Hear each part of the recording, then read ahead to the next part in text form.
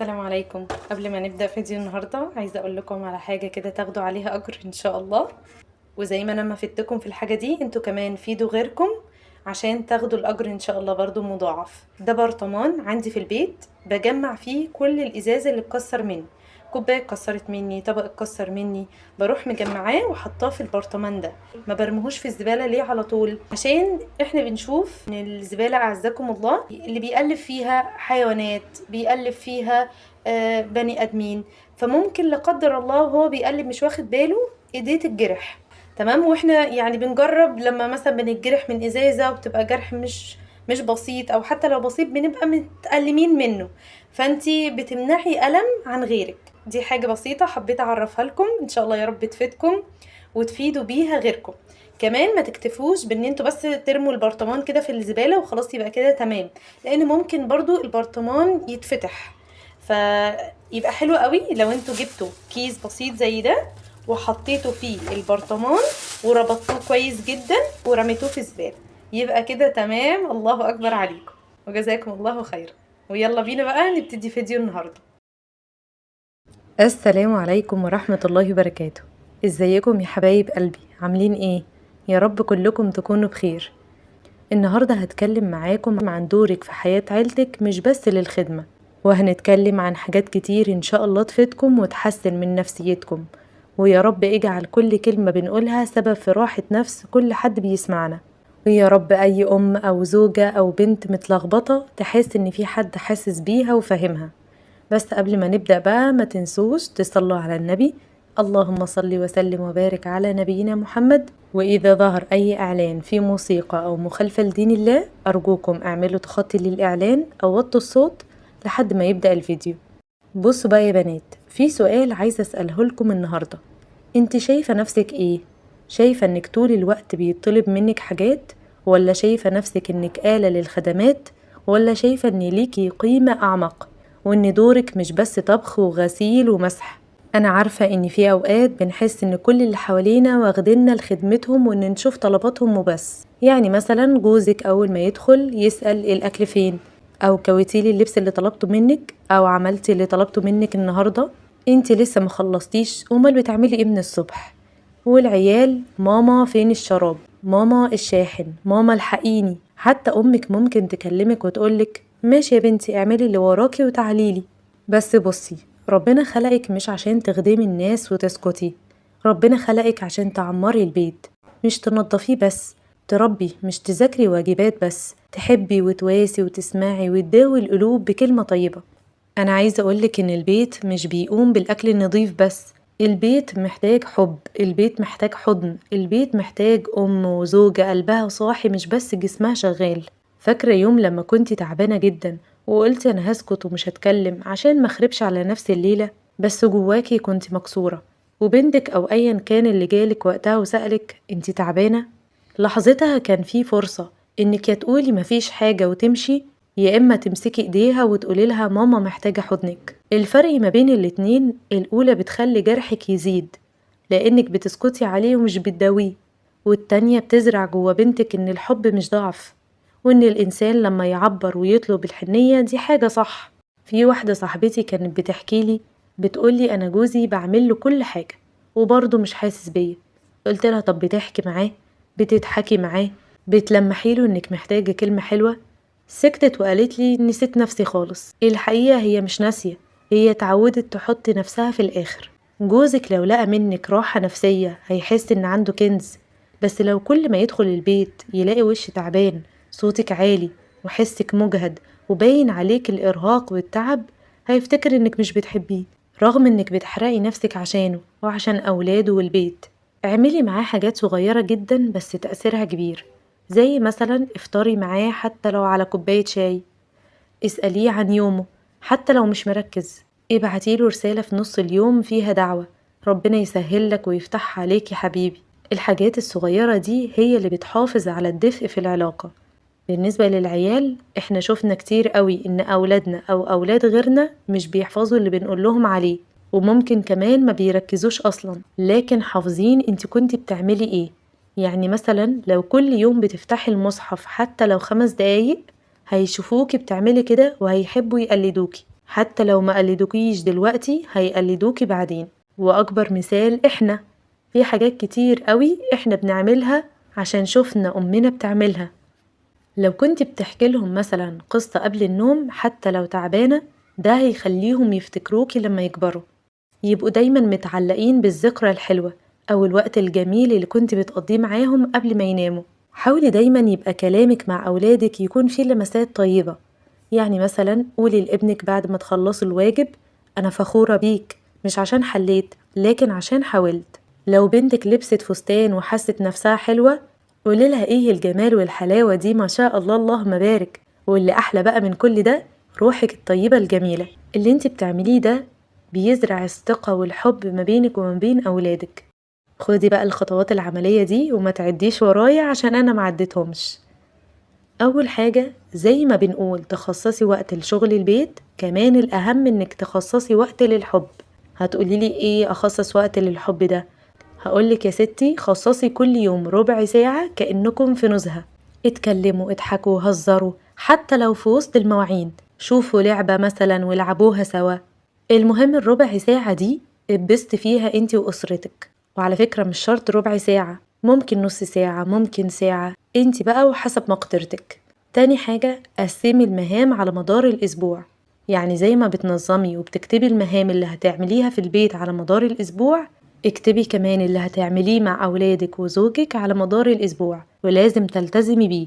يعني مثلا النهاردة مذاكرة، بكرة هنلعب لعبة جماعية، بعد بكرة خروجة عائلية. ظبطيها بقى على حسب ظروفك وإمكانياتك. المهم يكون في جدولك اليومي زي ما في مهام للطبخ والتنظيف، يكون برضو في مهام لزيادة الارتباط والحب في العلاقة الأسرية. تالت حاجة، استخدمي تطبيق بسيط للجدولة، زي مثلا في تطبيق على جوجل اسمه جوجل كيب. مش عارفة الصراحة أنا بقوله صح ولا لأ، بس هكتبه لكم إن شاء الله وانتم مبحثوا عنه. أو برضو في تطبيق اسمه نوت. مش عاوزة تنزلي تطبيق خالص، اكتبي ورقة على التلاجة واكتبي فيها اللي هتعمليه. رابع حاجة، خدي راحة أسبوعية لنفسك حتى لو ساعة واحدة بس. اقفلي الموبايل، اشربي قهوتك أو أي مشروب بتحبيه واقعدي في البلكونة، أو اسمعي قرآن أو أي حاجة بتحبيها. المهم الساعة دي تكون لراحتك النفسية انتي. قبل ما تعملي بقى كل اللي قلنا عليه فوق ده، في حاجة مهمة جدا لازم تعمليها وتكون هي الأول، وهي علاقتك بربنا. علاقتك بربنا هي المفتاح لكل ده.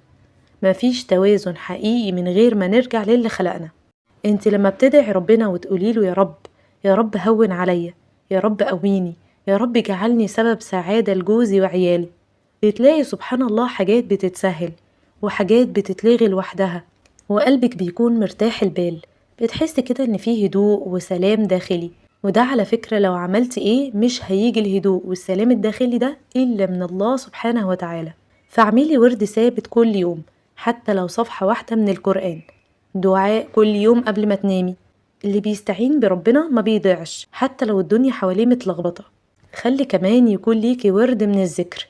ابدأي أي ذكر انت بتحبيه: الصلاة على النبي، لا إله إلا الله، سبحان الله، الحمد لله، لا حول ولا قوة إلا بالله. أي ذكر يجي على لسانك قوليه. المهم إن دايما يكون في يومك ذكر لله. عاوزة أحكي لكم عن قصة ست كانت فاكرة نفسها آلة، لحد ما بنتها علمتها تكون أم. مش هنقول اسمها الحقيقي بس خليني أسميها منى. منى كانت متجوزة من 8 سنين وعندها بنتين وولد. حياتها ماشية بالشكل اللي احنا كتير مننا اتربى عليه: تصحى الساعة 6، تحضر الفطار، تجهز العيال للمدرسة، تنظف، تطبخ، تغسل، تذاكر وتنام، وتصحى تاني يوم تعيد نفس اليوم تاني. جوزها شغال شغلانة مرهقة جدا ومش بيقعد في البيت كتير، ومنى كانت شايفة ان ده دورها، تشيل البيت على كتافها وتسكت. ما كانتش بتشتكي، بس كانت دايما تعبانة، تعبانة من غير ما تقول.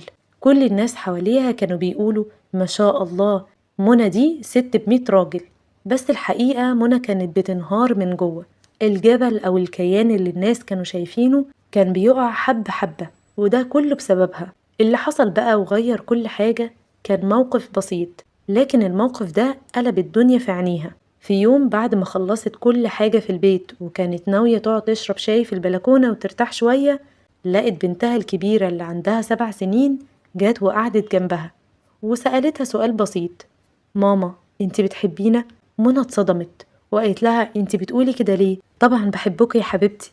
البنت قالت بكل براءة بس انتي ما بتحضنيش زي زمان، وكل يوم بتزعقي، وكل لما اجي اكلمك تقوليلي مشغولة. انا كنت فاكرة ان انتي زعلانة مني. الكلام ده وقع على قلب منى زي الصدمة. قعدت طول الليل تفكر. هي كانت فاكرة ان تعبها ده هو الحب، بس بالنسبة لبنتها واللي عايشين معاها ما كانش كفاية. وقتها منى افتكرت حاجة كانت دايما تقولها وهي صغيرة: أنا لما أكبر هبقى أم بتحب وتضحك وتحكي وتلعب.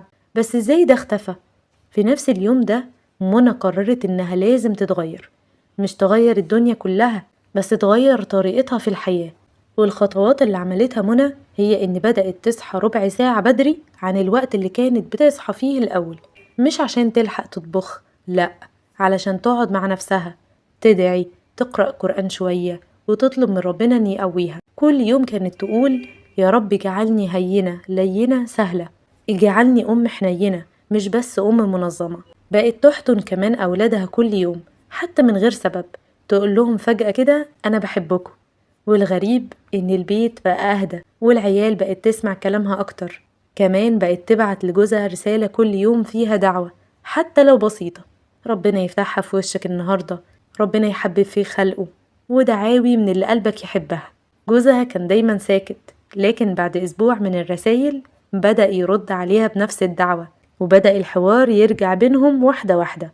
كمان قررت كل يوم قبل ما تنام تحكي لبنتها قصة حتى لو من خيالها، وكانت دي اللحظة اللي بنتها بقت تستناها طول اليوم. الأهم إنها بطلت تحس بالذنب لما ترتاح. كانت بتقعد على السرير وتحط سماعة وتسمع حاجة بتحبها، تسمع قرآن، دروس دينية تقويها على الحياة، وتقول لنفسها: أنا محتاجة ده عشان أقدر أكمل، مش عيب ومش تقصير. النتيجة إن بعد شهر واحد بس من الاستعانة بالله والسعي في التغيير، منى بقت إنسانة تانية. بقت تضحك أكتر، تركز أكتر، علاقتها بجوزها اتحسنت، والعيال بقوا دايما حوالين رجليها، مش لأنها بتطبخ أحسن، لكن لأنها بقت حاضرة في حياتهم، مش بس شغالة لطلباتهم. منى كانت بتقول بعد كده: أنا كنت فاكرة إن التضحية إن أنسى نفسي، بس اكتشفت إن التضحية الصح إن أحافظ على نفسي عشان أقدر أحبهم صح. الخلاصة من الكلام ده كله: مش لازم الدنيا تتقلب عشان تتغير، ممكن موقف بسيط يخليكي تعيدي ترتيب نفسك وتفكيرك. دورك في البيت مش بس تعملي كل حاجة، لكن تبقي موجودة بجد، بروحك، بحبك، بكلامك الطيب. كل يوم اطلبي من ربنا يقويكي، وقوليله: يا رب اجعلني رحمة ليهم ومفتاح خير ليهم وسند في الدنيا دي. ربنا عمره أبدا ما هيرد دعائك إن شاء الله. وافتكري دايما الكلام ده: انتي الروح اللي ربنا بعتها للعيلة دي عشان تنورها. حافظي على روحك وصحتك النفسية وعبادتك وحبك، وكل خطوة بتعمليها حتى لو بسيطة تأكدي ان ليها أثر. وزي ما ربنا قال: وما تقدموا لأنفسكم من خير تجدوه عند الله. وربنا يجعلك دايما في قضاء الحوائج، وما تنسيش تعملي نية طيبة لكل حاجة بتعمليها. انت بتتعبي وما ينفعش تعبك ده يروح على الفاضي. وبس كده يا حلوين، خلص فيديو النهاردة. أتمنى إن شاء الله يا رب يكون فاتكم وعجبكم. ما تنسوش بقى تعملوا لايك واشتراك في القناة، وإذا حبيتوا تسألوا في أي حاجة اكتبولي في الكومنتات، وبإذن الله أرد عليكم على طول. شكرا إنكم سمعتوني للآخر، بحبكم جدا.